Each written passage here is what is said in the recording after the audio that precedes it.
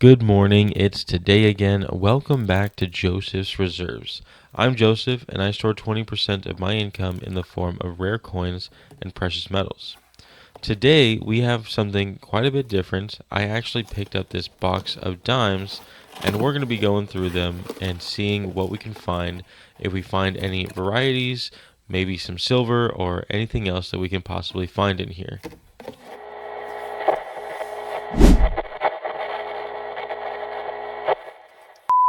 Congratulations to Trevor Gilchrist for being the first to comment on yesterday's video. Thank you for the support. Go find him down in the comments to start a conversation. But as for today, we're going to start looking through these dimes. So anyone not familiar with coin roll hunting, I bought this box of dimes from the bank. I paid 10 cents per dime, just the face value. So what we're looking for today is anything worth anything more than the face value, right? So we're looking for things like varieties, any extremely good condition coins, and if you're brand new to this, you might even be starting a date run. These are typically going to be from 1965, as soon as they took silver out of the money, all the way until today. I also use this Strike It Rich in pocket change so that I can know which of the varieties are really worth my time looking for. There's all sections from pennies, nickels, dimes, quarters, half dollars, and dollars, but we're going to be just using the dimes section today. I have a compiled list here of which dates to pull aside, so that way I can pull them all out and just check for that specific error as I go through all the rolls. Now, I'm not going to show myself opening every single one, but the first thing I look for is any silver edges, and then I'm going to check each date. Alright, so we already have our first variety. This is a 1970 Denver. When we look at the reverse here, we're going to see some extra details in the flames of the torch. And this is where some of the information when it comes to varieties can get a little bit confusing. My book calls it a proof reverse. Here you can see those details in that torch.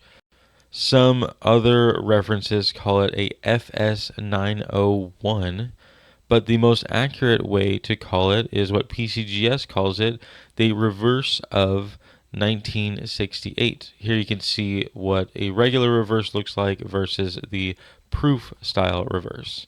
So in 1968, they had these extra details, really everything leading all the way up until 1968.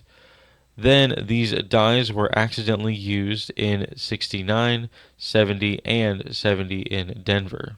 The reason these were able to be mixed up at all is because these dies continue to be used for the proof versions of the coins. So that's why these are called the proof style reverse. You'll see the same exact reverse in the 1970S proof dimes. It looks like these can range from $7 to $50 based on condition, so they're definitely worth looking for. We are now 10 rolls in, and I did find one more of these 1970 Denvers, reverse of 1968. So it looks like these might be a little more common than I thought, especially after just 10 rolls finding two of them. But we'll go ahead and continue to set them aside, and I'll look into the value of them a little bit more after I'm done searching through these coins. Regardless, if these have any value over 10 cents, they might as well be worth holding on to. In addition, I did find a 2009 Denver. In 2009, they made significantly less of every single denomination. So naturally, I hold on to every 2009 in all denominations that I find in hopes that someday when people are putting together collections, they're looking for these 2009s. I misspoke, this is actually a 2009 Philadelphia. It's a little bit of a higher mintage, but that's okay. I'll go ahead and show you the mintages here. In my folder, as you can see, 2009 Philadelphia has 96 million and Denver 49 million. But as you can see around it, there's hundreds of millions of every other year. So even though the number is in the millions, this is a slightly more scarce date.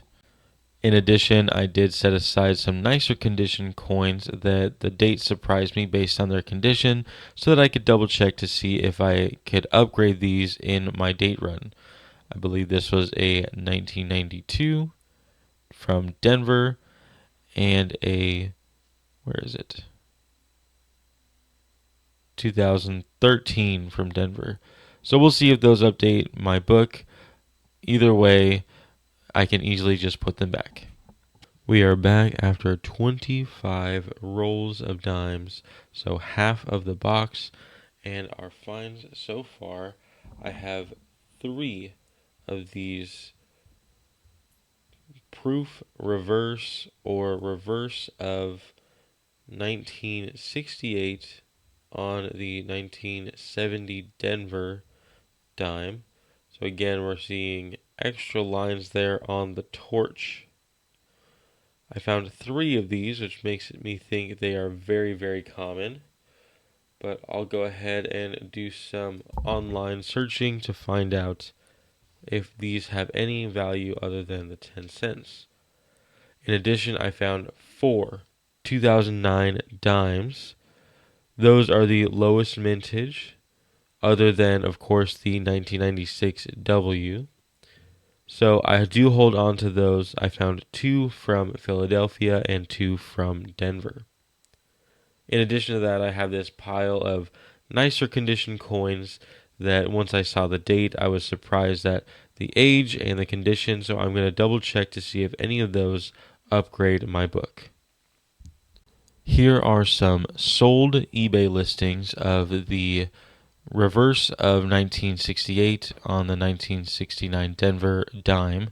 You can see most of them go for about $3, but in a good graded condition can go for significantly more.